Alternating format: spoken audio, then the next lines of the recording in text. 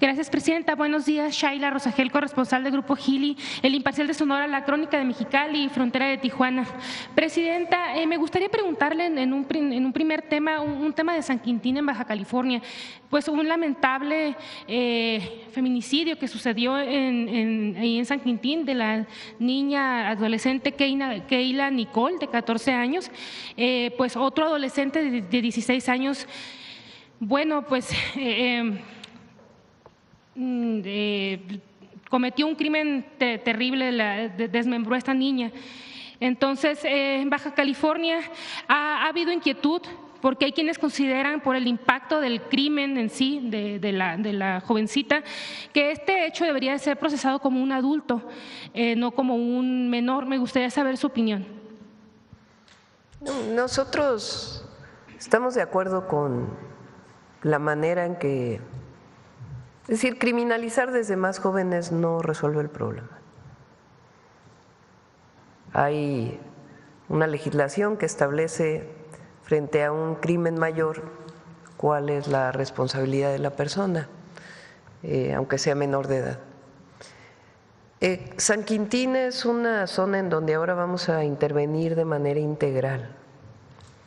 San Quintín principalmente está dedicado a la producción agrícola a partir de jornaleros agrícolas que migran. Algunos se quedan 6 meses, algunos se quedan más o menos tiempo. ¿Por qué me refiero a esto? Porque una parte tiene que ver evidentemente con la responsabilidad personal frente a un crimen y que tiene que ser juzgado por las autoridades judiciales, pero la otra parte tiene que ver con un problema social que hay en particular en San Quintín y en otros lugares. Y no se trata de estigmatizar a un lugar, sino sencillamente de describir que son zonas en el país que han crecido a partir del trabajo de los jornaleros agrícolas. Es una zona, por ejemplo, de alta exportación de cherries y de otros productos. Tienen ingresos muy altos por la exportación, quien se dedica a la exportación, y sin embargo los trabajadores no viven en las mejores condiciones y todavía hay muchos esquemas de contratación que no son formales. Ahí hay un hospital que se está terminando lo que era IMSS Coplamar, que ahora regresó al IMSS. Se van a hacer guarderías, se están fortaleciendo las escuelas, ya la Secretaría de Bienestar está haciendo un censo en San Quintín, casa por casa, para saber quiénes son migrantes, de qué grupo o de qué pueblo indígena vienen, y poder hacer una intervención integral en esta zona del país, particularmente Baja California, igual que lo vamos a hacer en otros lugares. Entonces, por supuesto que hay que atender el tema judicial, pero además hay que atender de manera profunda la situación de vida en San Quintín y en otros lugares dedicados principalmente a la agricultura a partir de jornaleros agrícolas migrantes. Porque finalmente una condición así puede generar pues un ambiente de descomposición social. Muchas gracias, presidenta. Hay que apoyar a las familias, eso es a lo que nos referimos cuando decimos hay que atender la causa más profunda de una situación de violencia. Muchas gracias, presidenta. En otro tema, en entrevista con la Red por los Derechos de la Infancia en México, a raíz del asesinato de las 3 niñas en Hermosillo, nos indican que en su análisis la Secretaría de Salud en su registro de lesiones a menores de edad muestran un aumento de 2021 a 2022. Ellos de Redim dicen que son las últimas cifras que han podido revisar. Este aumento es de 14% de casos que llegan a los hospitales, o sea, los casos que ya no se pueden ocultar, que llegan con lesiones. ¿Podría darnos la Secretaría de Salud los datos más actuales de este tema de lesiones en menores? Y bueno, Redim también señala que de acuerdo con el Secretariado Ejecutivo en el país son asesinados con arma de fuego 60 menores al mes. Ellos dicen que ha bajado en este sexenio porque en el sexenio anterior eran 64 en promedio al mes. Preguntarle qué le ha informado el Gabinete de Seguridad sobre lo que usted les pidió revisar luego de este asesinato de las 3 niñas. Recuerdo que usted comentó que les pidió que se revisaran las cifras y todo esto. Sí, las vamos a presentar aquí la próxima vez que venga el Gabinete de Seguridad. Sí ha disminuido, pero cualquier homicidio es lamentable, pero particularmente cuando se trata de un menor de edad vinculado con actos de violencia, pues es más doloroso. Y nuestro objetivo tiene que ser que eso se erradique. Y tiene que ver con la atención integral, por supuesto, tiene que ver también con el tema de violencia familiar. Entonces, lo estamos trabajando. Lo que presentó aquí Citlali, que tiene que ver con violencia a las mujeres o contra las mujeres, pero también contra niños y niñas, que se está haciendo en los centros libres, es muy importante. Nuestro objetivo es que cada municipio del país tenga un centro libre, para que una mujer se pueda acercar a tener apoyo, ayuda, incluso en la denuncia. Mañana vamos a presentar ya a las abogadas de las mujeres que van a estar trabajando para poder apoyar a las mujeres en su denuncia y en el seguimiento de su denuncia, además de todo el trabajo que se está haciendo con ministerios públicos. Pero el objetivo es tener una red de apoyo a partir de los centros libres, más el número de teléfono de denuncia de violencia contra las mujeres y contra los niños y las niñas. Muchas gracias, presidenta. Gracias. A ver aquí. Luego vamos acá si quieres. Estoy viendo quién, pero ya como que ya han preguntado mucho los mismos. Estoy viendo quién no ha preguntado. Sí.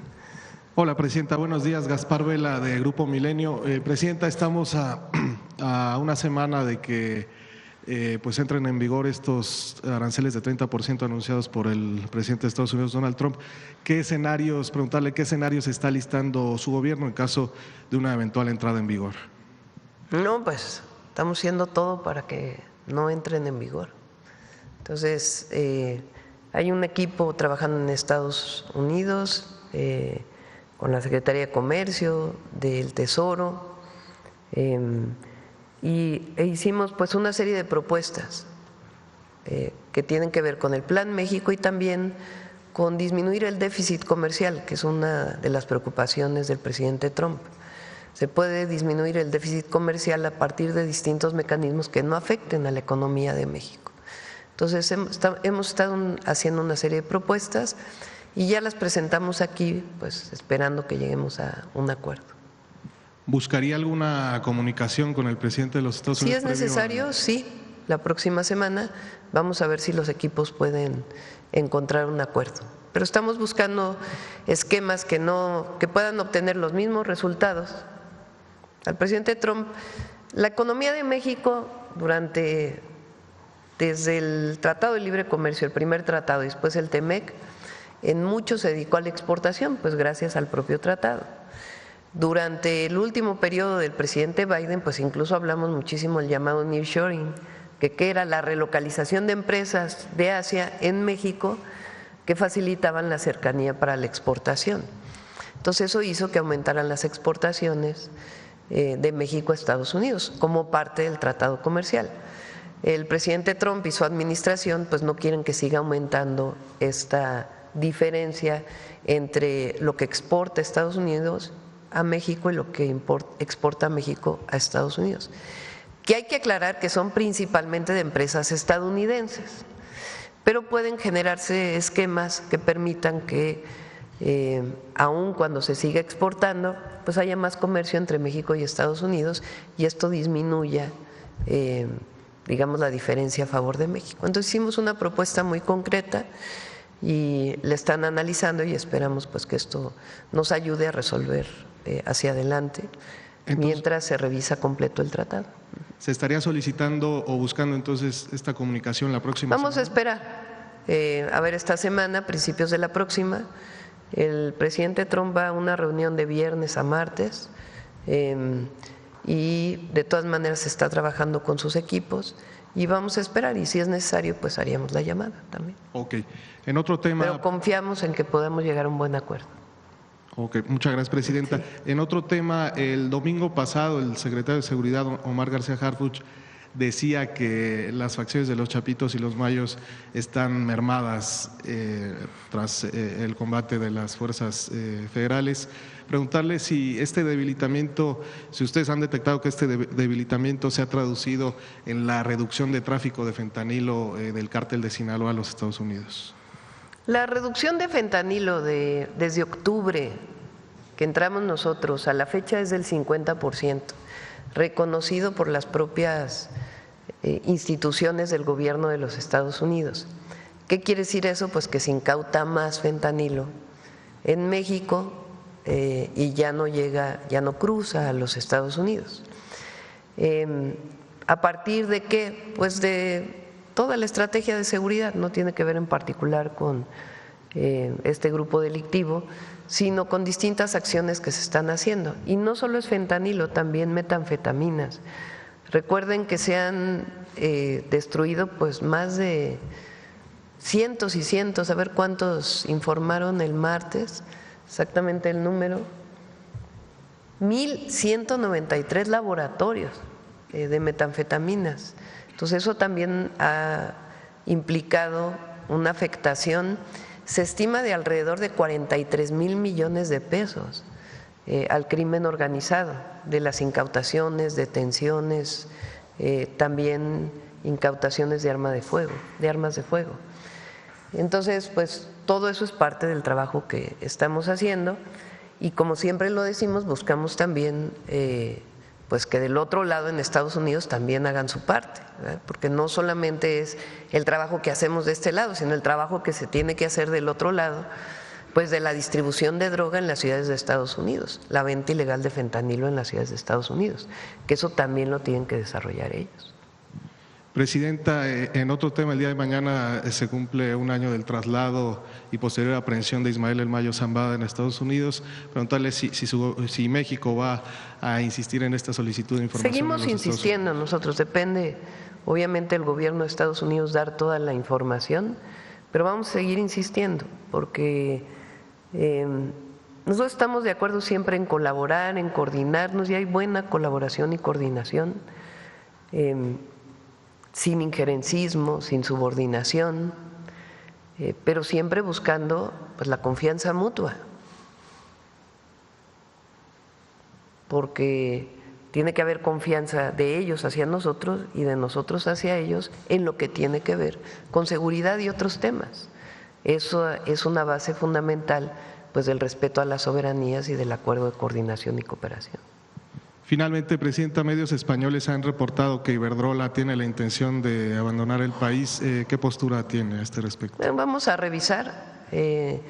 Todavía antier me reuní antes de ayer con Secretaría de Energía. Todavía me plantearon que tenía Iberdrola una serie de inversiones que quería hacer en México. Entonces vamos a ver exactamente a qué se refiere antes de dar una opinión. Muchas gracias. Sí. Bueno, vamos a ver. Aquí yo dije aquí, ¿verdad? Gracias, Presidenta. Buenos días, Rodrigo Muñoz de NX Noticias. Preguntarle, para comenzar, si nos puede dar detalles sobre la llamada que sostuvo ayer con el presidente Lula da Silva, si ahí se planteó este asunto de que se abre el mercado brasileño para el aguacate mexicano, si se abordó o si fue por afuera, y pues hablar un poco sobre la visita que al parecer entonces realizaría el vicepresidente brasileño a nuestro país. Desde que vino el presidente Lula a mi toma de posesión, después cuando estuve en el G20 en Río y ahora que nos vimos en el G7 y otra llamada telefónica que tuvimos, planteamos fortalecer las relaciones con Brasil en varios temas. Uno es el comercial y otros temas pues son cooperación científica, educativa, etcétera. Por supuesto que estamos hablando de complementariedades, no estamos hablando de un tratado de libre comercio ni mucho menos, sino complementar nuestras economías y tener cooperación y colaboración. Les platico algunas de ellas. Por ejemplo, ellos tienen una industria farmacéutica muy importante y tienen su agencia sanitaria. Nosotros tenemos la COFEPRIS, que es nuestra propia agencia sanitaria, o de medicamentos y equipos médicos, etcétera. Entonces, poder hacer una colaboración entre ambas instituciones, inversión de un lado y de otro de la industria farmacéutica. Otro tema, por ejemplo, es el etanol. Brasil tiene una experiencia muy grande en producción de etanol que es una posibilidad también para la propia industria azucarera y los ingenios en México. Entonces está viendo la colaboración en este tema y algunos otros temas de interés mutuo. Entonces, desde la primera vez quedamos en que iba a haber esta colaboración y ahora pues ya se hace realidad. Vienen a finales de agosto el vicepresidente y algunos secretarios con empresarios brasileños y la idea es que aquí nos reunamos con el gabinete y empresarios mexicanos que estén interesados en tener acuerdos comerciales de colaboración, de coordinación, de cooperación, de inversiones conjuntas, tanto en Brasil como en México. Entonces, tenemos esto con Brasil. Recuerden que viene la representante de la Unión Europea en septiembre. Tenemos también planteado con Canadá, la última llamada que tuvimos con el ministro Carney, también con el primer ministro, también acordamos una visita, sea de él mismo, con su equipo o con su equipo aquí en México, para poder fortalecer las relaciones comerciales, económicas y de distinto tipo. Con Guatemala nos vamos a ver ahora para el tema de pues mayor coordinación, colaboración y particularmente el tren. Con Belice también tenemos la posibilidad de que el Tren Maya pase por Belice y luego baje a Guatemala, entre otros programas de colaboración. Y con otros países, quedamos con Alemania también de fortalecer la colaboración, quedamos en el G7. Entonces, la idea también es que México, además del propio tratado comercial que tiene con Estados Unidos, fortalezcamos pues otras alianzas de colaboración, de cooperación con todos los países con los que tenemos tratado y con los que no tenemos tratado, ver las opciones de colaboración y cooperación, y uno de ellos, por supuesto, es Brasil. Presidenta, esta mañana se dio a conocer que la inflación desaceleró, se ubicó en 3.55%. Ven que decíamos que había 3 productos que estaban pegándole a la inflación el mes pasado: la carne de res, la carne de cerdo y pollo, y ya están pues regresando a su precio y es una reducción importante, pasó de 4.13 a 3.55 y eso nos habla también del margen para que Banco de México pueda seguir bajando las tasas de interés, lo que nos ayuda también pues a aumentar las inversiones. Perfecto. Y por último, Presidenta, hace unos instantes el titular de la Agencia de Protección Ambiental de Estados Unidos, Lee Zeldin, pues anunció que venía al país para un anuncio importante, ¿no? Respecto a… Sí, lo van a dar, se va a reunir con Alicia Bárcenas y Secretaría de Relaciones Exteriores. Hay con la Agencia de Protección Ambiental de los Estados Unidos en particular se está viendo el tema del río Tijuana. Recuérdense que se hizo la planta de tratamiento con el presidente López Obrador, que ya nos tocó inaugurarla a nosotros en San Antonio de los Buenos, para disminuir la contaminación del río Tijuana hacia la costa. Esa planta se va a ampliar y además hay otras acciones que fueron firmadas que tenemos que realizar, que vamos a realizar el próximo año para pues todo el sistema de saneamiento de la ciudad de Tijuana, de toda la zona conurbada de Tijuana. Y ellos también tienen que hacer inversiones y ahora se llegaron a acuerdos adicionales además de lo que ya se había firmado. La verdad, este es un buen ejemplo, así como el tema del agua fue un buen ejemplo de cómo sentándonos con los equipos técnicos se puede resolver un problema que podía parecer irresoluble. En el caso también de la contaminación del río Tijuana, pues también se llegó a un muy buen acuerdo que ya va a ser anunciado más tarde por Alicia Bárcenas y el responsable de la Agencia de Protección Ambiental de los Estados Unidos. Es un muy buen acuerdo que se logró y se va a anunciar en un ratito. Gracias, Presidenta. Buen día. Vamos a ver. A ver, aquí atrás. Gracias, Presidenta. Muy buenos días. Arturo Pavón, de Chapucero y Efecto Colateral. Bueno, ya nada más para remarcar un poquito acerca de lo que fue lo de Iberdrola. el 46% que quedaría si es que salieran más empresas privadas en este rubro por un supuesto incierto en lo que es la certeza jurídica, del país. ¿Habría posibilidad de que se abriera más el mercado para empresarios mexicanos? ¿Habría posibilidad de darles apoyo para que estuvieran en este 46%? A ver, yo creo que hay que hacer un poco de historia.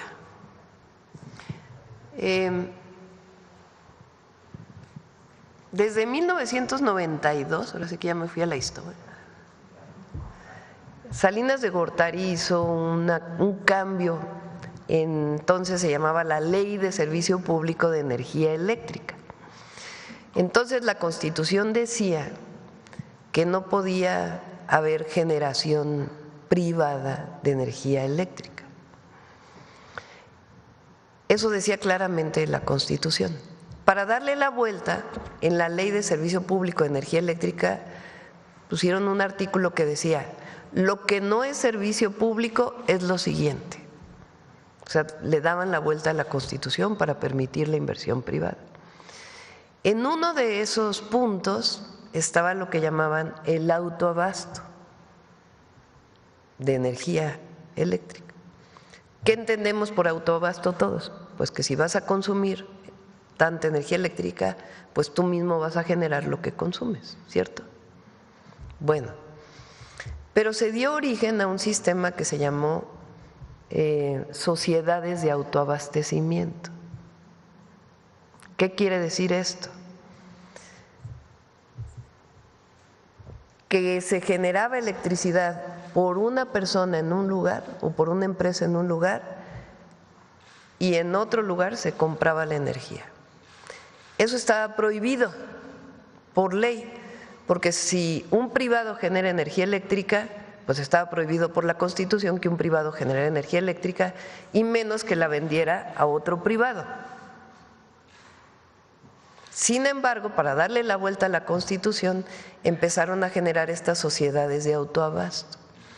Entonces, hay muchos todavía que están en ese sistema que incluso hoy es ilegal. Porque una cosa es el autoabastecimiento propio. Si hay una empresa que produce acero y quiere generar su propia energía eléctrica, pues la genera, a lo mejor lo que le sobra lo vende a Comisión Federal de Electricidad y eso sería el autoabasto de la energía eléctrica para esa empresa, para esa fábrica. Pero es muy distinto que en el sureste mexicano pongas generadores de electricidad eólica y que se lo vendas a una tienda en Nuevo León, usando las líneas de transmisión para transmitir la electricidad, que son de Comisión Federal de Electricidad, además sin pagar o pagando muy poquito por el uso de las líneas de transmisión. Estas sociedades de autoabasto eran ilegales entonces, después vino la reforma eléctrica de Peña, después vino la reforma eléctrica que nosotros hicimos y en la reforma eléctrica de Peña y en la que nosotros hicimos siguen siendo ilegales las sociedades de autoabastecimiento. ¿Qué les decimos ahora a los que están amparados en las sociedades de autoabastecimiento? Ponte en regla, véndele tu energía a CFE o hay una parte que todavía hay de mercado eléctrico que quedó en la Constitución, o véndele al mercado eléctrico, pero las sociedades de autoabasto no son legales. ¿Qué pasó con Iberdrola? Una gran parte de la generación de Iberdrola y de otras empresas estaba en las sociedades de autoabasto, que no estaban permitidas por la ley. Entonces, ¿qué hizo el presidente López Obrador en su momento? Bueno, a ver, no te quieres poner en regla, te compro tus plantas. Y se generó un esquema de compra de esas plantas a través de Banobras y de un fondo que está en Banobras que se llama Fonadín. Y se compraron las plantas de Iberdrola. ¿Con qué motivo? Pues para que CFE tuviera el 54% de la generación eléctrica. ¿Es un asunto solamente de convicción? No. es un asunto de estabilidad del sistema eléctrico nacional. A todos les conviene, empresarios, población, a todos tener una Comisión Federal de Electricidad fuerte. El 46% de la generación se queda para los privados. ¿Cómo pueden generar? Generan energía eléctrica y lo que generan se los compra CFE o lo pueden meter al mercado eléctrico, que todavía hay esa oportunidad. ¿Cuánta capacidad hay para eso? Pues hay cerca de 6,000 megawatts en donde pueden generar eso, y la Secretaría de Energía está abriendo pues todos los mecanismos para que eso sea posible. Lo que buscamos es que la mayoría de eso sea con fuentes renovables de energía. Entonces, y están de acuerdo incluso los generadores. ¿Por qué se retira? Si se retirara Iberdrola, pues no tendría por qué, porque en todo caso pues están muy claras cuáles son las reglas actuales para que puedan desarrollarse. Lo que sí estamos pidiendo es que las sociedades de autoabasto se pongan en regla y hay una mesa para que lo puedan hacer, porque siguen siendo ilegales, porque generaron la electricidad a partir de un esquema que no era legal. Entonces decían, son sociedades porque uno genera y es socio de otro que compra. Pues sí, pero eso es generación eléctrica privada y compra privada de energía sin pagar prácticamente la transmisión. Entonces, ese es el asunto. La inversión privada en generación eléctrica es viable, es posible, hay los mecanismos, no tiene problema y está la certeza jurídica para que lo puedan hacer. Y hay muchas empresas que quieren generar. Y el 54% de CFE también está garantizada sus formas de financiamiento, una parte con gas natural y otra parte con energía renovable. Muy bien, eso quiere decir entonces que Iberdrola ya no tuvo la oportunidad de influir aquí en el gobierno como lo hace en España, donde sí se vuelve dueña. Pues vamos a ver primero si es cierta esta noticia, y si es cierta, bueno, pues que expliquen por qué, pero no tiene que ver con que no haya certeza jurídica, sino sencillamente, pues, a ver, cuando se habla de Estado de Derecho quiere decir que todo el mundo se ponga en regla. Entonces, pues que se pongan en regla en el marco de la legislación mexicana, igual que lo hacen en España o en otros lugares del mundo. Gracias. La segunda pregunta es que, bueno, ayer presentó Por cierto, todo eso tenía que ver con un montón de negocios, de algunos, pero bueno, ya también es parte de la historia. Muy Adelante. bien. Ayer el secretario de Seguridad presentó un operativo junto con el fiscal general del Estado de México, el operativo Liberación, en el que se descubrió, después de las investigaciones que se hicieron con tiempo, a través de las denuncias al 089, sobre la extorsión que hubo para gente que quería construir o que quería alimentar a sus animales, pues tenían que hacerlo mediante un esquema de forzoso en ciertos lugares. Aprovechando este foro, porque mucha gente, como en tiempos anteriores, no le tiene mucha confianza a la denuncia. Yo le pregunté al secretario el tiempo de respuesta y qué es lo que se hacía para que la gente ya pudiera estar tranquilo una vez que hizo su denuncia. ¿Usted cómo le daría este llamado al pueblo para que denuncie? Bueno, por eso se abrió la línea del 089. Hay dos tipos de extorsión. Una es la telefónica y otra es, digamos, la presencial. En el caso de la telefónica, si hablan al 089, de inmediato se les da orientación de qué hacer y se les pide el número de teléfono a partir del cual recibieron la extorsión telefónica y se hace la investigación y se pide a las telefónicas que bajen ese número de teléfono.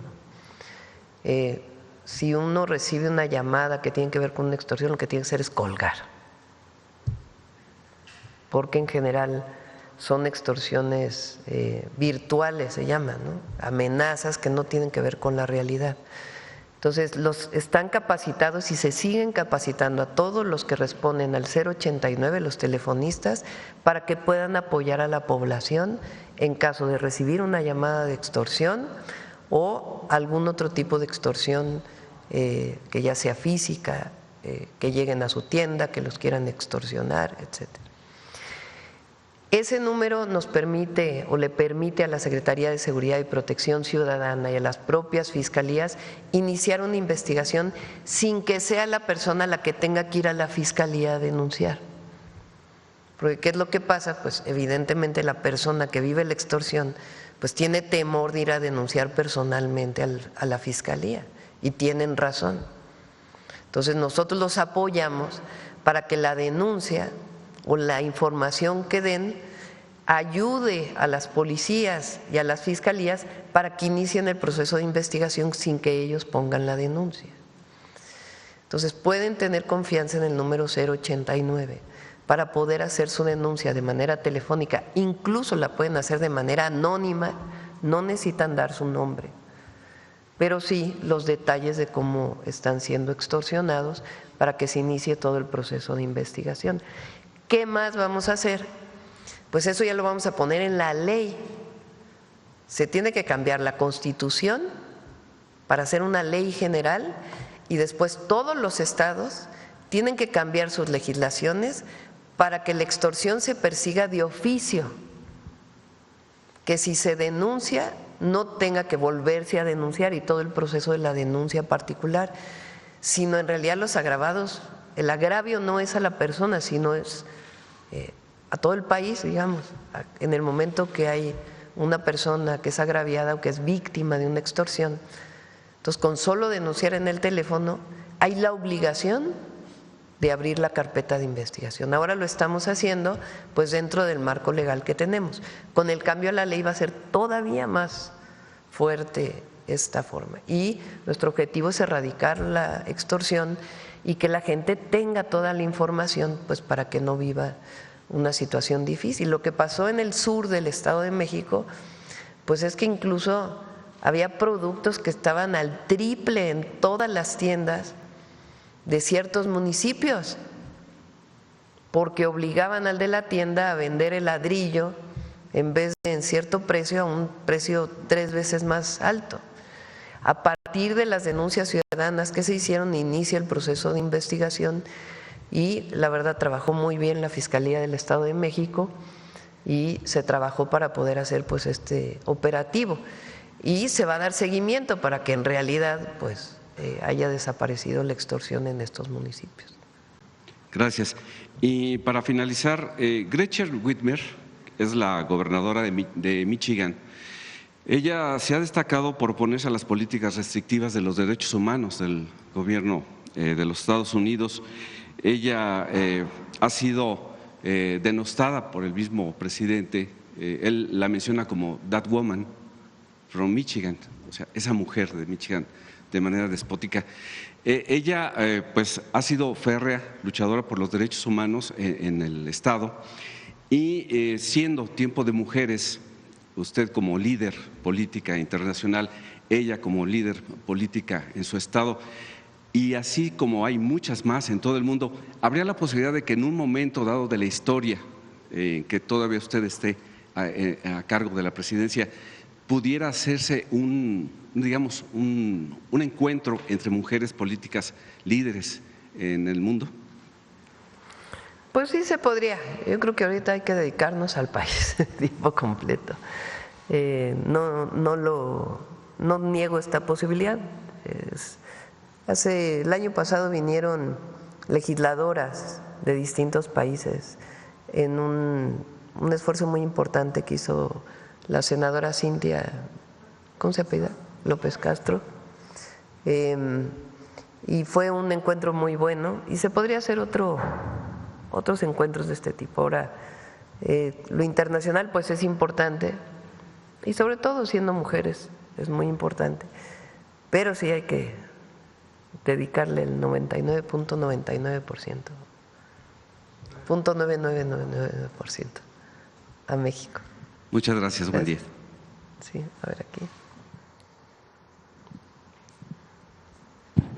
Gracias, presidenta. Buenos días, Karina Aguilar, de Diario 24 Horas. Si nos pudiera comentar cuáles son los decomisos más onerosos que hicieron y que se van a subastar en esta nueva subasta del INDEP, por favor.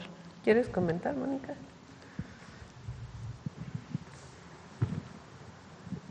Y también, si se puede saber a quién se le decomisó la residencia de los 15 millones que publicaron, a qué grupo criminal. Se lo pasamos al rato.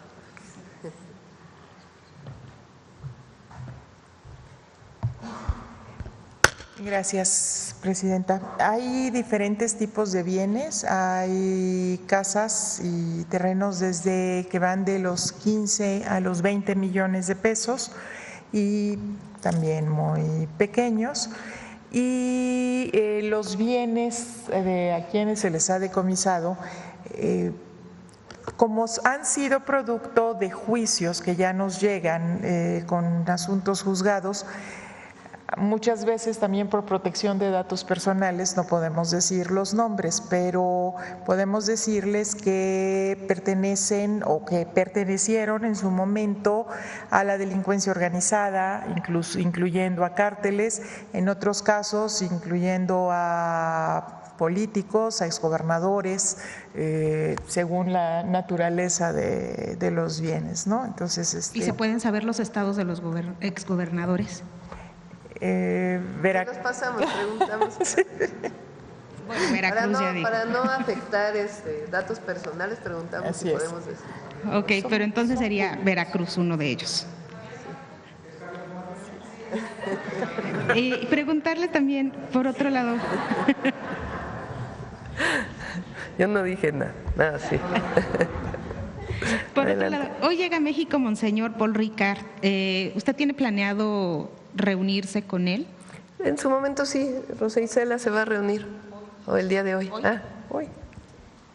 Y en esta reunión podrían hablar sobre una posible visita del Papa León. Sí, ¿se acuerdan que Rosa Isela fue a invitarlo Entonces, de parte sí se del tiene gobierno de contemplado México? platicar del tema. Es uno de los temas.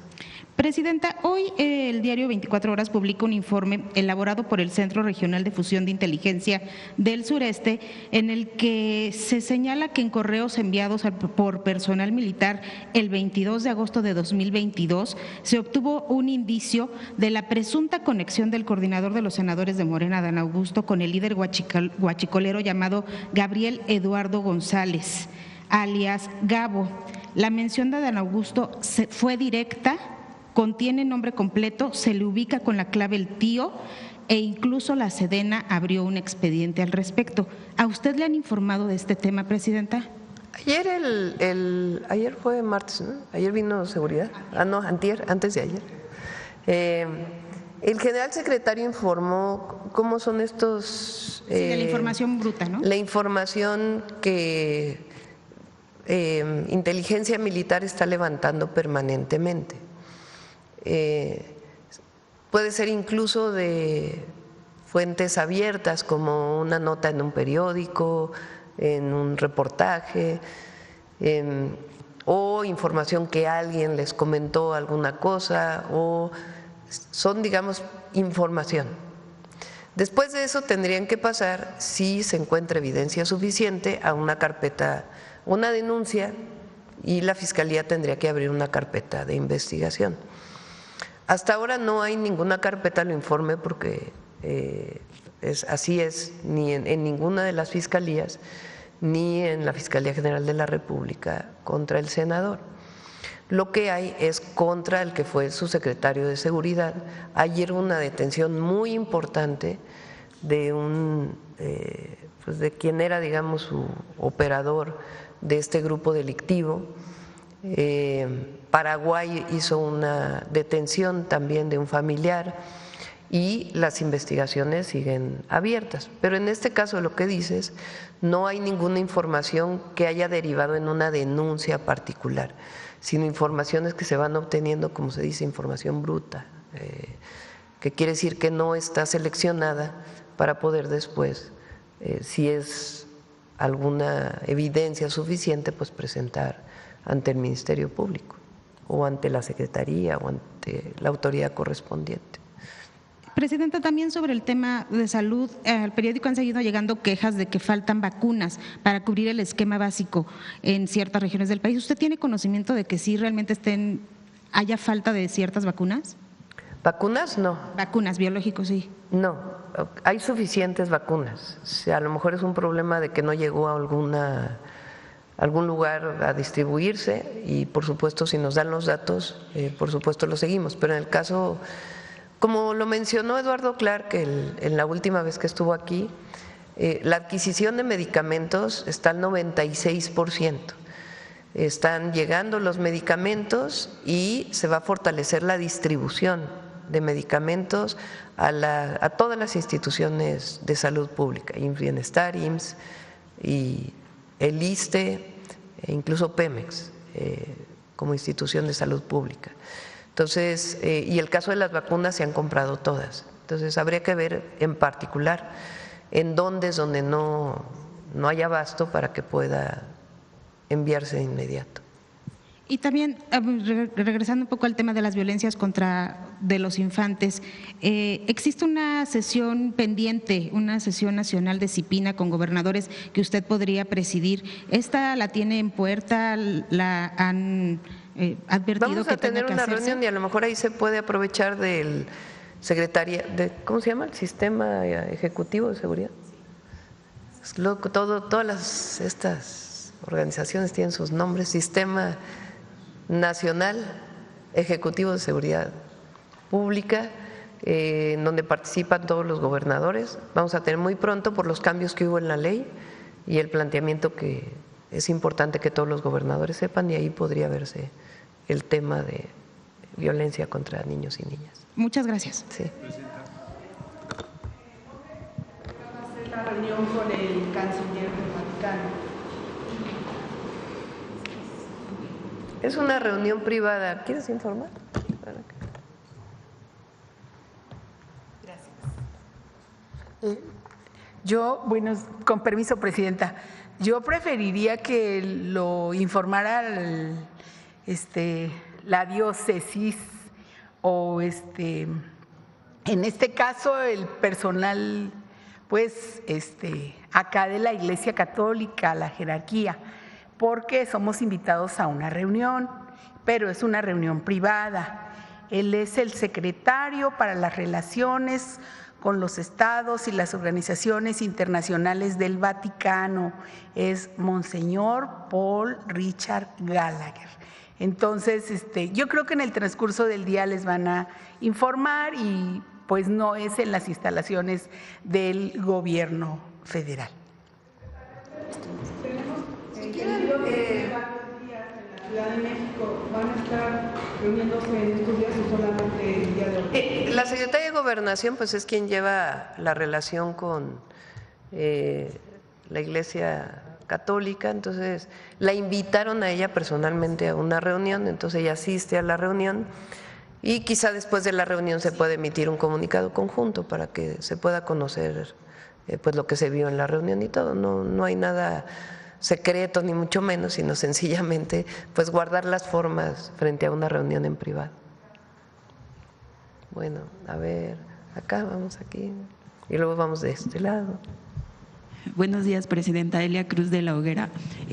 Presidenta, sobre, ya no, como para puntualizar el tema de Iberdrola, en caso de que se confirmara la salida, pese a que existen las condiciones para permanecer, ¿su gobierno no estaría contemplando quizá adquirir algunas de esas 15 plantas que van a vender, como en su momento lo hizo el presidente Andrés Manuel López Obrador? No por el momento. Hoy existe el 54% de generación eléctrica pública y tenemos un programa, como lo hemos presentado aquí, muy ambicioso de nuevas plantas de generación. Entonces, en ese esquema estaríamos ampliando la capacidad de Comisión Federal de Electricidad. A lo mejor se podría evaluar, no, en este momento no lo tenemos contemplado, pero tampoco niego que pudiera plantearse una posibilidad a través del mismo esquema que se utilizó con Banobras. Pero primero vamos a ver si realmente esta información es certera y en caso de que lo fuera no hay ningún problema, es decir, hay muchas empresas que tienen deseos de seguir participando en la generación eléctrica en México. Gracias, presidenta. En el tema con Brasil, la llamada que sostuvo ayer con el presidente Lula, él planteaba o decía que iban a ampliar este acuerdo comercial que hay entre las dos naciones. Para ello se necesita como una nueva negociación, la firma de un nuevo tratado, pero con las nuevas condiciones y los nuevos sectores. Pues, a ver, tiene que ser complementario, porque nosotros obviamente tenemos muy buena relación con el presidente Lula y Brasil y México son las dos economías más importantes hoy de América Latina. De hecho, CEPAL sacó una publicación, por ahí traíamos una gráfica de cómo Brasil fue el país que en 2024 recibió el primer lugar en inversión extranjera directa y México fue el segundo lugar en recibir inversión extranjera directa de toda América Latina y el Caribe. Entonces, evidentemente, pues la relación entre nuestras economías deseamos que sea mayor. Tiene que ser complementaria, porque nosotros, pues evidentemente no queremos sustituir lo que se produce en México. Justamente el Plan México es fortalecer más la producción de nuestro país. Entonces no queremos sustituir lo que se produce en México por productos de Brasil, sino ser complementarios. Entonces, para eso es la reunión, para ver en qué temas somos complementarios, en qué temas se puede trabajar más, y no solo en comercio, sino también en inversiones conjuntas, por ejemplo, de empresarios mexicanos en Brasil o de empresarios brasileños aquí, que deseen pues ampliar sus inversiones en distintos temas. Por ejemplo, la producción de etanol, si es factible en México o no, a partir pues de las tecnologías que se han desarrollado. Hay una norma, por ejemplo, de que para 2030 el 5% de la turbocina que utilicen los aviones comerciales debe ser de cero emisiones de carbono y es principalmente biocombustible que proviene de productos agropecuarios. Entonces, México tiene que cumplir con ese 5%, pues nos interesa que se produzca más bioturbocina en México y en Brasil tienen experiencia, entonces ver si hay la posibilidad de inversiones conjuntas o de asesoría técnica, en fin, no solamente es que vendemos y que compramos, sino tiene que ver con cooperación para el desarrollo. ¿Prevén alguna fecha como para ya tener esta complementariedad? La reunión es en agosto, a finales de agosto. Creo que es 26 y 27 o 27 y 28 de agosto, viene este grupo de Brasil con empresarios brasileños y aquí tenemos que organizar para que todos aquellos empresarios mexicanos que estén interesados en asistir en esta reunión, que no solamente es protocolaria, sino que ya pues sea una reunión de trabajo para poder saber hacia dónde podemos fortalecer la cooperación. Ok, presidenta, gracias. En otro tema, hemos visto que ha ido escalando la política antimigrante del presidente Donald Trump. Ayer se dieron a conocer unas cartas que ha estado enviando ahora menores de edad a niños migrantes para, de cierta manera, amenazarlos que salgan de ese país o los van a encontrar, así les dicen, y que les van a iniciar procesos legales. ¿Cuál es su opinión ante eso, Primero presidente? hay que ver si porque no fue confirmada la información, hay que ver si se confirma. De ser así, pues obviamente no estamos de acuerdo, ¿no? Y en caso de ser mexicanos, pues estableceríamos toda la relación con estos menores de edad para poder apoyarles. Gracias, presidenta. Finalmente, presidenta, hemos visto algunas protestas de trabajadores del IMSS Bienestar que piden que se atienda la demanda de la basificación y también de empresarios que son proveedores del IMSS Bienestar que dicen que no les han pagado los servicios y productos que proveen a esta institución. ¿Cuál es la alternativa que puede ofrecer su gobierno a estas dos demandas? Se está regularizando, o sea, hay adeudos que se revisó el contrato para ver si era factible lo que estaban solicitando y hay dinero, pues no hay problema en el caso de la proveeduría al IMSS Bienestar. En el caso de los trabajadores y trabajadoras que piden su basificación, hay una revisión que estamos haciendo. ¿Cómo queda, digamos, para los 24 estados que ya forman parte del IMSS Bienestar, o los 22 estados, la Ciudad de México y Yucatán, que se está incorporando? ¿Cuáles trabajadores pasan a incorporarse formalmente al IMSS Bienestar? Pues los trabajadores, la mayoría no administrativos, sino que tienen que ver directamente con el trabajo en los hospitales y centros de salud. Trabajadores de la salud, sean desde médicos, médicos especialistas, médicas, enfermeras, enfermeros, camilleros y todo el personal que está asociado a la operación de un hospital o de un centro de salud. Hay muchos trabajadores administrativos en lo que eran los antiguos instituciones de salud de los estados. Muchos de estos trabajadores ya no pasan al IMSS Bienestar, sino que se quedan en los estados trabajando. A ninguno se le mueve de su empleo, pero muchos de ellos se quedan en el estado trabajando. Hay otros trabajadoras y trabajadores, principalmente son enfermeros o enfermeras, que fueron contratados durante el COVID por la necesidad que hubo de incorporar a más trabajadores de la salud en ese momento. Todos ellos, no todos, porque ya algunos ya se han regularizado, están contratados por honorarios, es decir, no tienen una base. Y allí también se está haciendo una revisión para que poco a poco puedan irse incorporando al IMSS Bienestar. A lo mejor ya no necesariamente en el hospital, porque ya está completa la plantilla, pero en un centro de salud. Entonces se está haciendo una revisión de toda la nómina del IMSS Bienestar, lo que se queda en el Estado, lo que se queda en el IMSS Bienestar, para poder ir regularizando. Obviamente el objetivo pues es que todas y todos los trabajadores puedan tener pues todos sus derechos laborales.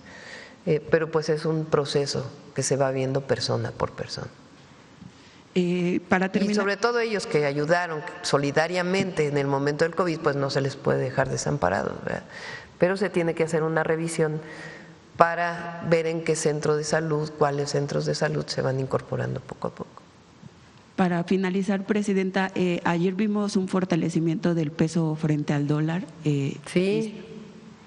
Histórico. 18.57 creo que está. A ver si lo pone.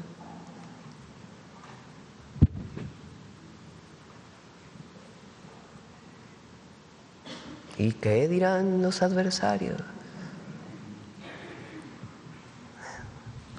Vamos, aquí.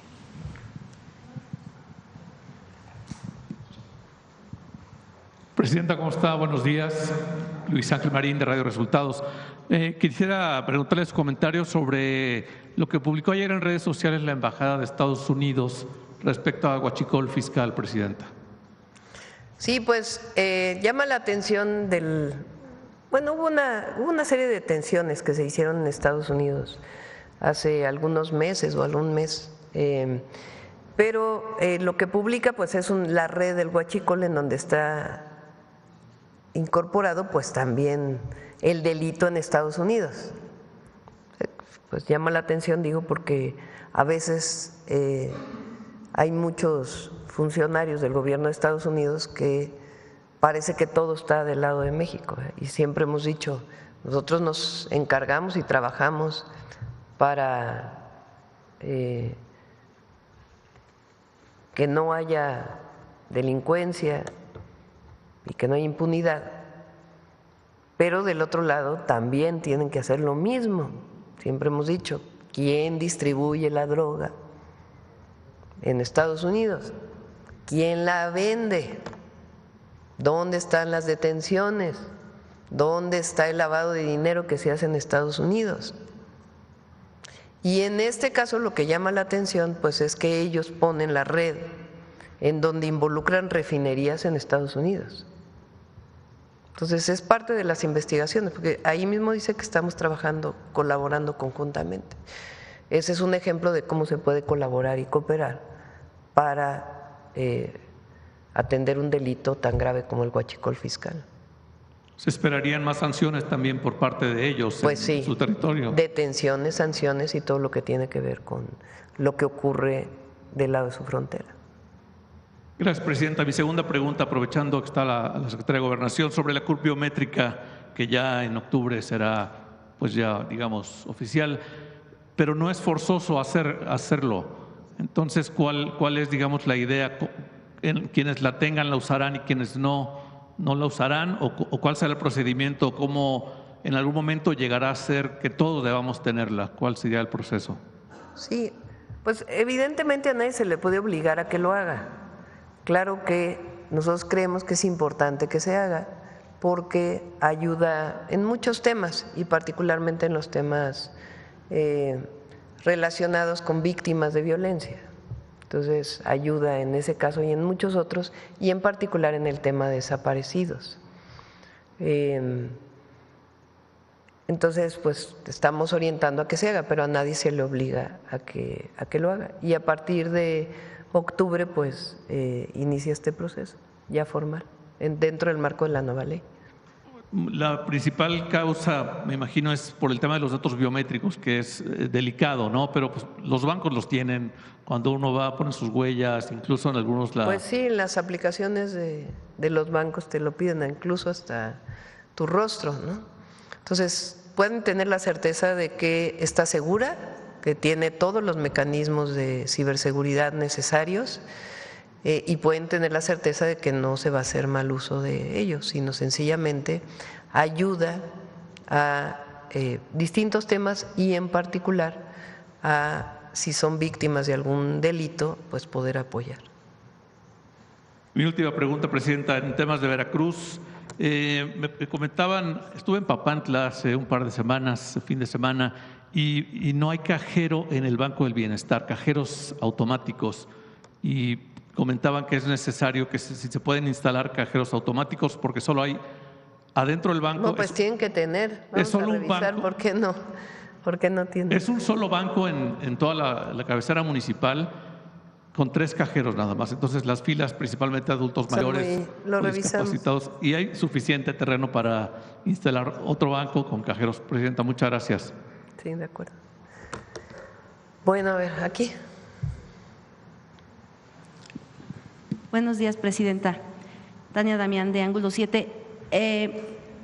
Hablando del tema de huachicol fiscal, quisiera preguntar si es parte de los decomisos. ¿Qué se hace con el huachicol decomisado? Apenas Harfuch, el secretario de Seguridad, dijo que se habían decomisado 15 millones de litros, en Tamaulipas se sigue decomisando, creo que es parte del caso de Hernán Bermúdez, y estaba leyendo exactamente el tuit de la embajada y dice que están colaborando México y Estados Unidos para detener el huachicol fiscal. ¿Cuál sería el objetivo? Y bueno, también sí es cierto que Estados Unidos pues a veces solo se fija en México y no hace su trabajo, pero en el caso de México, que se ve que se está trabajando en contra de este huachicol fiscal, ¿cuáles son pues, los objetivos? A ver, primero habría que decir qué es eso del huachicol fiscal, para que se entienda. Digamos que hay 2 tipos. Uno es combustible importado de Estados Unidos que es reportado como otro producto. Entonces, supónganse que un carro tanque trae diésel y se reporta como nafta, entonces paga menos impuestos o un impuesto diferente y no se le da seguimiento porque supuestamente se va a usar para una industria química cuando en realidad pues se vende como combustible de manera ilegal. Esa es una forma. Otra forma es que se reporta que se compró algo que en realidad no se compró. Se hace una factura falsa. Son, digamos, las 2 formas. Cuando entra el combustible a México y se reporta que es menos combustible o se reporta como otra cosa que no es el combustible, ese es el que ayer salió en la Embajada de Estados Unidos. Pero incluso ellos lo ponen más, porque puede ser Hay permisos de importación por parte de la Secretaría de Energía. Durante el periodo del presidente López Obrador se redujeron los permisos de importación y ahora se está haciendo una revisión todavía mayor de aquellos que tienen permisos de importación de combustible, de gasolina o de diésel o de algún otro combustible, gas avión, en fin, turbocinas, otro combustible. De esas empresas que tienen permiso de importación, si reportan que importaron otra cosa, pues entonces hay una sanción a esa empresa y además hay una investigación penal porque es un delito. Si hay una empresa que no tiene permiso de importación de gasolina, pero tiene permiso de importación de un producto químico, pero en realidad importó gasolina y no ese producto químico, pues también tiene su sanción. Entonces esas son las formas ilegales. Ayer la Embajada de Estados Unidos lo que publicó fue todavía algo mayor, que es petróleo crudo que sale de México, se va a refinar a una refinería de Estados Unidos y entra de manera ilegal a México. Entonces, en esa parte, en ese posible delito, probable delito, se hace una colaboración. De todas maneras, si el combustible viene de Estados Unidos, pues hay que ver si el delito viene desde la refinería de donde salió o el centro de almacenamiento de donde salió la compra del combustible hasta México, o sencillamente hay una falsificación de documentos del importador. Todas estas confiscaciones, que se dice así, todo este producto confiscado que se ha estado haciendo de combustible, pues lleva más investigaciones, se detiene a alguien, de ahí se ve cómo fue que se quería importar y de ahí se da seguimiento para poder pues saber quiénes y cuáles y hasta dónde llega este involucramiento. ¿Y este huachicol confiscado se vuelve a usar o qué se le está haciendo? Sí, una vez, así como en el caso del INDEP, una vez que la Fiscalía termina su investigación con aquello que confiscó, se puede utilizar ese combustible, sea para Pemex o para para la defensa, por ejemplo. Claro que tienen que hacerse las pruebas para saber si el combustible es bueno, ¿no?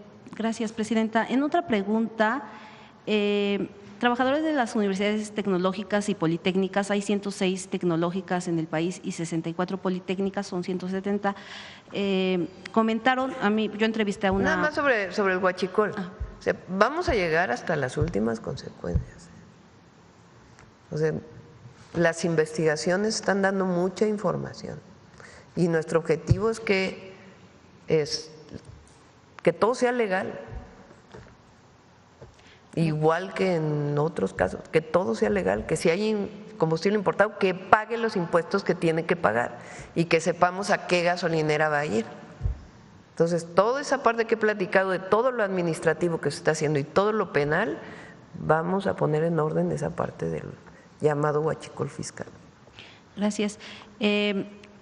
Entrevistamos a una maestra de la UTP y nos comentaba, la Universidad Tecnológica de Puebla, que la Dirección General de Universidades Tecnológicas pues ella solicitó que por qué no iba a haber incremento, aunque sea ellos solicitan un 4% de incremento a todos los trabajadores, digamos, académicos, administrativos, porque todos los directivos de estas universidades tecnológicas sí lo tienen, el 4%. Entonces decía, porque digamos, los directivos de estas universidades tecnológicas sí lo tienen en 2025 y todos los administrativos y los trabajadores académicos no lo van a tener. Entonces la directora le comentaba que porque no se había movido el presupuesto. ¿En qué institución? Son todas las universidades tecnológicas del país, estamos hablando de universidades y… Pues que sea al revés, ¿no?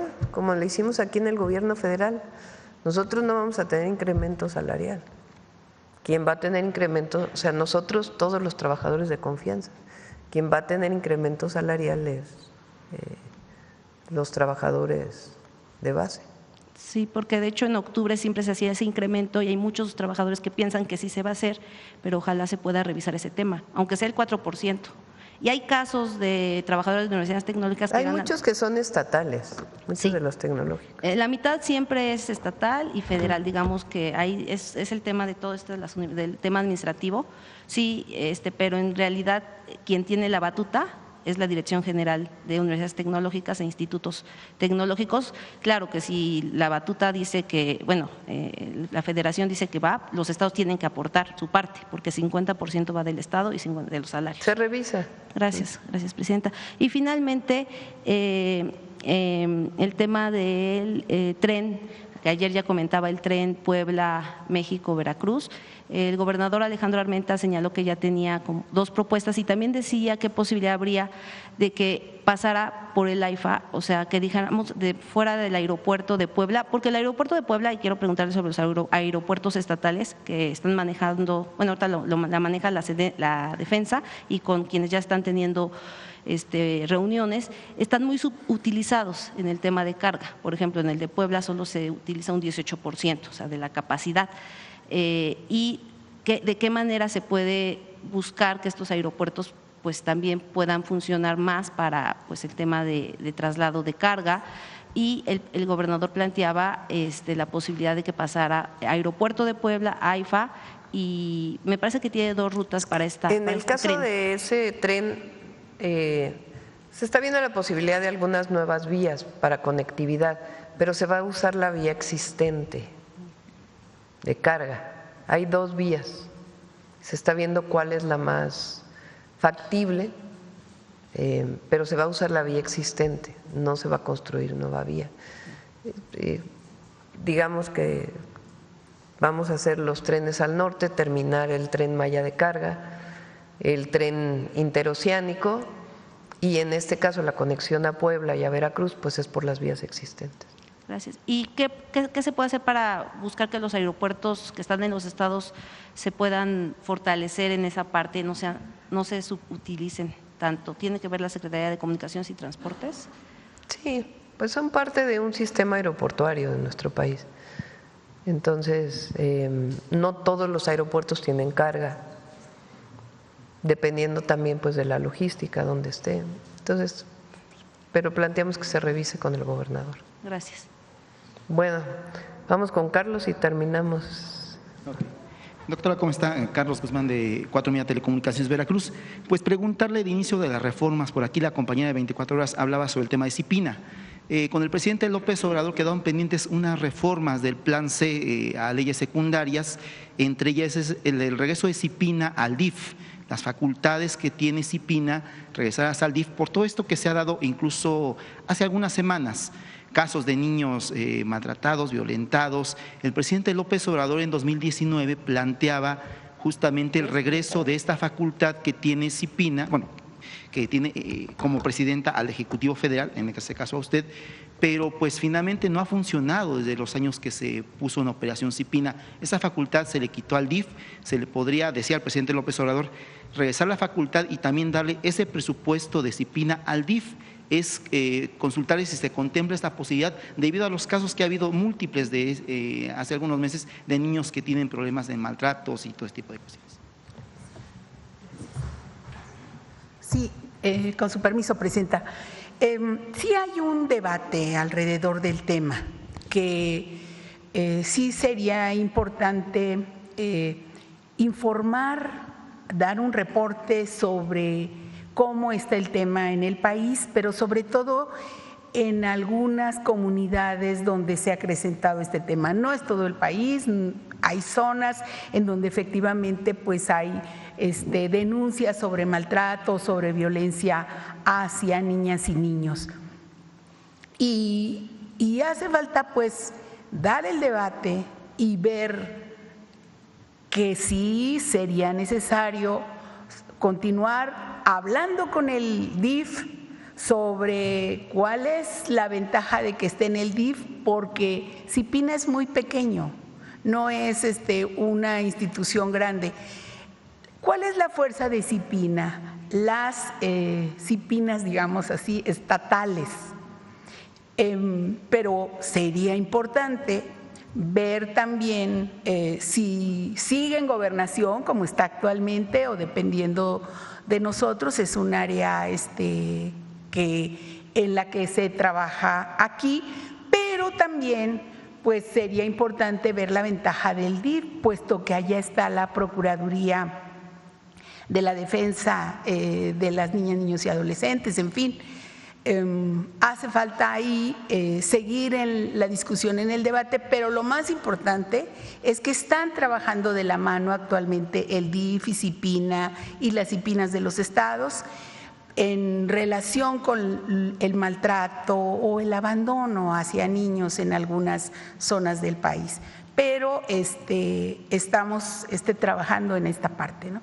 Va a tomar todavía unos días, pero me parece que como estamos caminando actualmente, necesitamos hacer el balance en dónde estaría mejor y en todo caso ya tomar la definición. Ahora está acá y está trabajando bien con los gobiernos de los estados, incluso pronto habrá una reunión para atender los temas a los que aquí se han referido. Y también hablando de temas de reformas de lo que es en legislativas, por aquí está Mónica Fernández, que fue presidenta del Senado de la República hace algunos años, pero justamente en la época que estaba ella como senadora, pues le tocó esta reforma también del presidente López Obrador sobre el tema de lo que tiene que ver con revocación de mandato. El único gobernador que lo ha hecho, incluso hace algunos días que vino aquí a presentar la guelaguetza, fue Salomón Jara. Anunció que se va a someter a revocación de mandato. Es consultarle, doctora, si en este próximo periodo ordinario que empieza en septiembre se contempla entre las reformas prioritarias que pudiese usted mandar al Senado, a Congreso, pues este tema, este anhelo del presidente López Obrador de concretar de que los gobernadores también, incluso presidentes municipales, se sometan a revocación de mandato. Bueno, los presidentes municipales ya van a tener 3 años nada más a partir del 2030. Ya no se van a poder reelegir a partir del 2030. Entonces, pues ahí sería difícil una revocación, ¿no? Por el tiempo, digamos, que tienen de su mandato. Lo de los gobernadores, pues yo lo dejaría a los gobernadores, ¿no? Y que el pueblo evalúe. Lo podríamos pensar, pues, pero hasta el momento no hemos pensado enviar una modificación constitucional para la obligatoriedad de la revocación en el caso de gobiernos estatales. Y ya finalmente 2 cuestiones. La primera también tiene que ver con temas legislativos. Presentó usted, ya la publicó, las leyes que se aprobaron en extraordinario, entre ellas la de telecomunicaciones. Es preguntarle cuándo va a enviar su propuesta de los próximos comisionados. Sí, nos toca enviar las propuestas de los comisionados de la institución antimonopolio, que sustituye a COFESE, y la del IFT, la nueva institución. Recuerden que el Senado entra el 1 de septiembre, entonces alrededor cercano ya al 1 de septiembre ya estaríamos enviando las propuestas. Y ya para finalizar, aquí afuera hay unos defraudados de una empresa que creo se llama Smart Plus o algo así, pero también es un caso recurrente desde que estuvo el presidente López Obrador. Hubo varias empresas financieras que le pedían, anunciaban ofertas para que ahorrara la gente. Está el caso de CAME, que defraudó a 1.3 millones de personas, básicamente adultos mayores. Es consultarles si a través de la Comisión Nacional Bancaria de Valores le han entregado un reporte del seguimiento de esas empresas, si hay forma de meterlas en cintura, porque va aumentando. Digo, hoy está una aquí afuera. Se está revisando el fortalecimiento de la regulación bancaria en varios temas, en acuerdo con los bancos. Pero sí es importante, y ya traeríamos al secretario de Hacienda para que pueda hablar de ella. Perfecto. Gracias, doctora. Bueno, vamos con Mujeres en la Historia. Con permiso, presidenta. Gracias. Muy buenos días a todas y a todos. El día de hoy, en la sección Mujeres en la Historia, vamos a presentar una reforma que salió publicada en el Diario Oficial de la Federación este lunes pasado, 21 de julio. Es la reforma al artículo 18 de la Ley sobre el escudo, la bandera y el himno nacionales en materia de reconocimiento de las mujeres que han transformado nuestro país. Esta ley se publicó en el Diario Oficial en 1984. Veamos qué reformas han sucedido, por favor. ¿Qué nos dice la reforma? Primero, en el artículo 15 nos habla acerca de el izamiento de la bandera. Estoy segura que han visto muchas ceremonias, tanto en edificios escolares como en edificios públicos o en las representaciones diplomáticas o consulares de nuestro país. El artículo 15 nos señala que se va a izar la bandera a media asta en conmemoraciones que tienen que ver con aniversarios luctuosos, por ejemplo, y a toda asta en aniversarios de natalicios o alguna celebración. Hasta el lunes pasado, ¿cómo estaba conformado este calendario cívico? Con 55 fechas emblemáticas de la historia de México, 38 de asta completa, como les mencionaba, y 17 a media asta. De estas, 23 fechas estaban vinculadas a 17 personajes masculinos, ya sea individuales o colectivos. ¿A qué me refiero? Por ejemplo, se iza la bandera en los natalicios o aniversarios luctuosos de Venustiano Carranza, de Benito Juárez, de Francisco I. Madero, pero también en fechas emblemáticas como la batalla de Puebla del 5 de mayo de 1862, el aniversario de la expropiación petrolera, la promulgación de la Constitución de 1857 y 1917, o en media asta por el batallón de San Patricio o los niños héroes, la batalla de los niños héroes en Chapultepec en 1847. Así estaba conformada, con cada una de las reformas se iban incorporando algunos personajes. El último fue Servando Teresa de Mier, todavía en el año anterior. Bueno, pues esta ley que lleva publicada desde 1984 hasta hoy día, pues en estos 41 años no involucraba la participación de ninguna de las mujeres que hemos revisado en la historia. Y de esa materia es esta reforma. Por favor. ¿Cuál es la iniciativa? ¿Qué es lo que se aprueba? Que se reconozca en materia en la materia se reconozca la importancia del papel transformador de las mujeres en la historia de México. Se incorporan 24 mujeres de distintas épocas y regiones de nuestro país y sobre todo que hayan participado en las 3 transformaciones de la historia de México. ¿Quiénes son ellas? Entre algunas de ellas tenemos a Rosario Ibarra, Leona Vicario, Sor Juana, Juana Belén. Obviamente también tenemos a las 4 mujeres que conforman la identidad gráfica de este año de la mujer indígena y se van a estar incorporando también en estas conmemoraciones del calendario cívico para que se hice en honor a ellas a media asta o asta completa según corresponda. La lista completa de estas 24 mujeres es la siguiente. Tenemos a las revolucionarias Elvia Carrillo Puerto, a la primera médica Matilde Montoya, también la revolucionaria María Arias Bernal, del periodo de independencia Gertrudis Bocanegra, José Ortiz y Leona Vicario. Están en estos momentos agrupadas por sus fechas de natalicio o aniversario luctuoso. También muy importante, Hermila Galindo. En cuanto a materia de la lucha por el sufragio femenino, Carmen Cerdán, Sor Juana, Margarita, Ignacia Rich, también la conocimos recientemente en esta sección. De las 24 mujeres que conforman estas efemérides, 17 ya han sido abordadas en la sección Mujeres en la Historia, por lo tanto podrán encontrar las cápsulas de quiénes son ellas, en qué han participado. Todavía tenemos pendientes algunas, por ejemplo, de la enfermera Elena Arismendi, aunque ya hicimos mención. Encontramos también a Rita Cetina, a Laureana Guray, que también está muy próximo. Ahora, ¿cuál es la primera fecha en la que se va a izar la bandera de nuestro país en honor a una mujer? La fecha más próxima es el siguiente 31 de julio, en el aniversario luctuoso de Sara Pérez Romero. Por primera vez la bandera se va a izar a media asta en 200 años que tenemos de historia, pero a 40 de que se hace esta reforma, y a toda asta la fecha más próxima conmemorativa es el 5 de septiembre, que coincide también con el año de la mujer indígena, porque Además de estas 24 efemérides, se incorporaron 5 fechas emblemáticas. Tenemos 8 de marzo por el Día Internacional de las Mujeres, el que les comentaba, 5 de septiembre, Día de las Mujeres Indígenas, se va a izar a asta completa. 14 de septiembre, Día de las Forjadoras Anónimas de la República.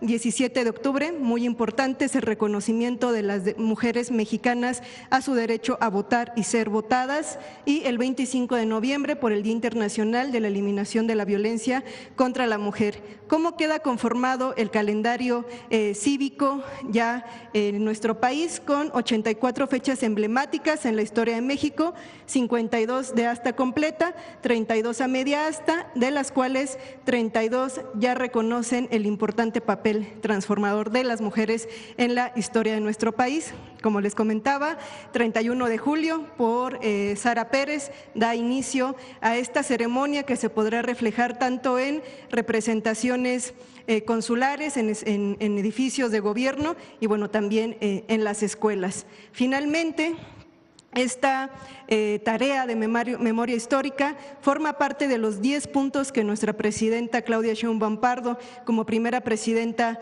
de nuestro país, anunció aquel 8 de marzo, su primer 8 de marzo, Día Internacional de las Mujeres. Hizo hincapié en 2 acciones para recuperar la memoria histórica de las mujeres. La primera de ellas fue la inauguración de la Sala Mujeres en la Historia en este recinto en Palacio Nacional, y la segunda acción era la incorporación de estas 24 efemérides oficiales en la ley sobre los símbolos patrios de nuestro país. Como ella aseguraba, a la presidencia llegamos todas. Muchas gracias. Gracias, Noemí. Gracias, buen día.